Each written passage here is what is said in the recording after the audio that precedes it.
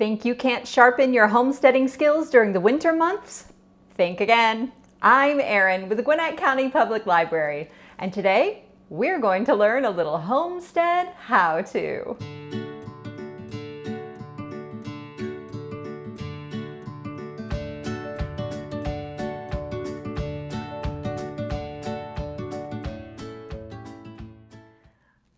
The winter months can seem a little bleak, but these gray days give you the peace you need to get your year started in a healthy direction. Today, we'll be learning a few winter camping and backpacking hacks.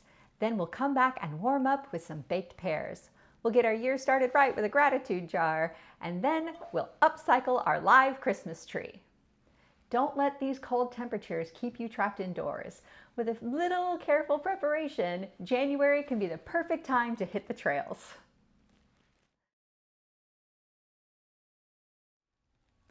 You don't have to spend a lot of money to have a little off-season outdoor fun. Here are a few simple tricks that can make hiking and backpacking in the winter a better experience from start to finish.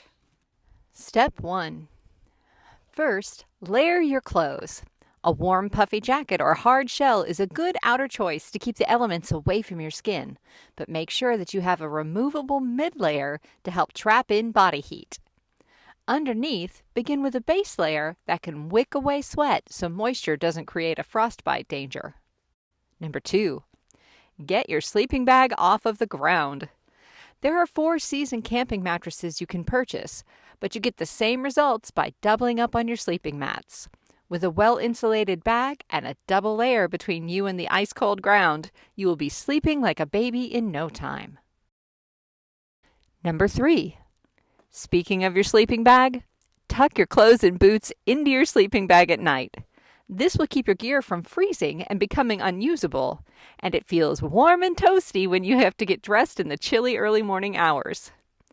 If you have access to a camp stove or fire, heat some water and fill a leak-proof container. It will act as a hot water bottle, and you will stay warm and comfortable all night long. Number 4. If you are hiking in sleet, snow, or freezing rain, a couple of oven bags can save your toes from the winter weather. Pull on your warm socks, place your feet into the plastic baggies, pull tight, and just lace up your shoes. Your feet will thank you, I promise. Number 5. Hiking in the cold burns more calories than the same exercise during the summer, so plan to keep high-fat, calorie-dense snacks on hand, about 50% more than you would pack out during warmer months. And number 6, finally, if you're going to be where the temperatures might dip below zero, take extra precautions with your camp stove.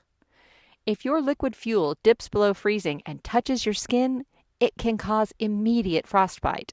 So always take precautions when you're setting up a stove. A few layers of duct tape adds insulation and protects your fingers. A simple trick that costs pennies on the dollar. Nothing warms you up after a winter's day hiking on the trails like a hot treat straight from the oven.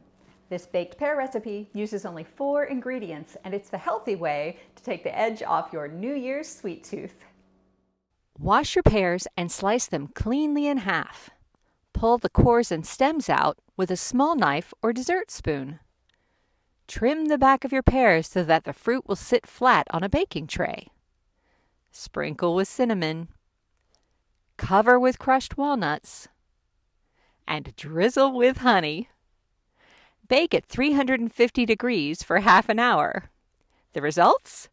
A winter treat that is healthy, sweet, and piping hot.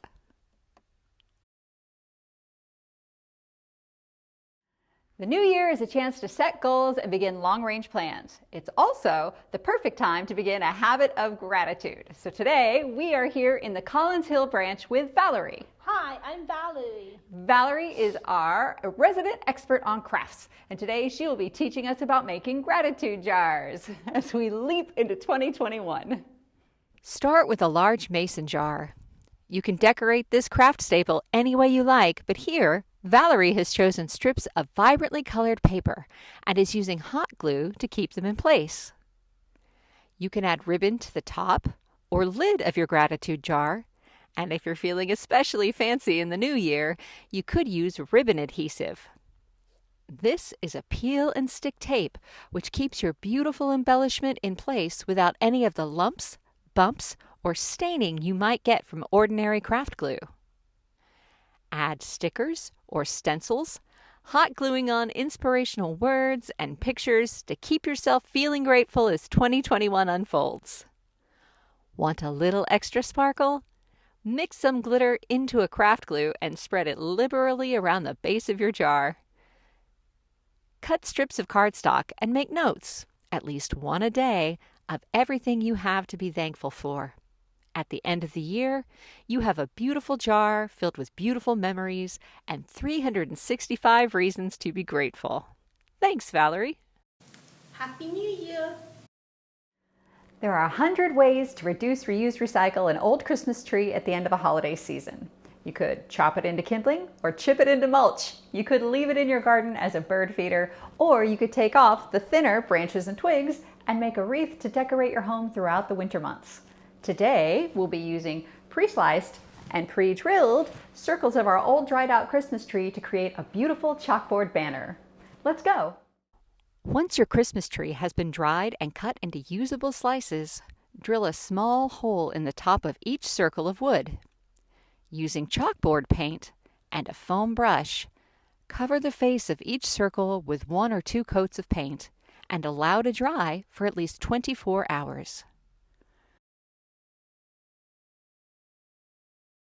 Take twine or cord and thread it through the pre-drilled holes, tying a sturdy knot at the top of each segment. Pre-treat each of your tiny chalkboards by rubbing them thoroughly with a piece of white chalk. Wipe away the excess dust, and you are left with a beautiful display that can be updated for holidays all year long. And that's everything. I'm Erin with the Gwinnett County Public Library, wishing you and yours a happy and healthy start to 2021. Here's to a year filled with learning and growing for all of us. And we'll see you next month for a little Homestead How-To.